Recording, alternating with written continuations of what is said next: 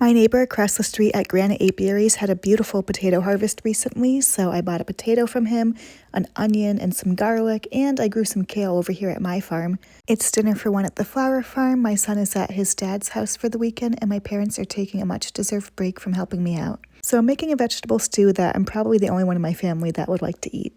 I've peeled and diced my potatoes and onions, and now I'm going to take the veins out of my kale and chop up my kale. For the soup, you also need duck fat or some other cooking fat and some broth, some spices, and some salt.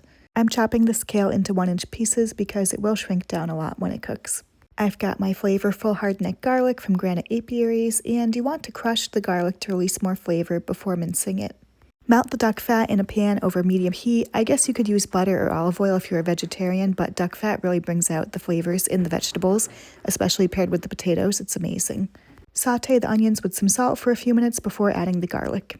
Next, I'm going to add a little ginger and a little bit of Mrs. Dash for some seasonings. I'm keeping the seasonings really mild because I have a bit of an upset stomach, and also I really want to showcase how fresh and flavorful these vegetables are.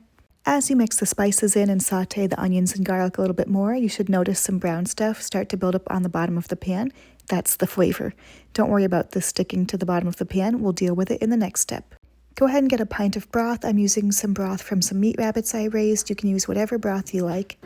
And now I'm going to scrape the bottom of the pan with my spoon to get all that brown flavor mixed in with the broth. And I'm adding my potatoes. I'm going to let this boil for a few minutes until the potatoes are nice and tender, but not turned to mush.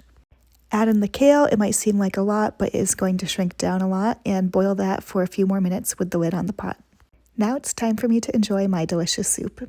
I'm going to eat my soup in a room full of half-finished flower arrangements, and I'm going to pair it with a nice glass of Chardonnay. You guys, this season is busy and hard, and I'm not going to sugarcoat anything. I'm glad I took some time to cook a nourishing meal for myself, and I topped this with some shredded cheese for extra protein. You can buy all the vegetables used to make this soup here at Sterling Flower Farm.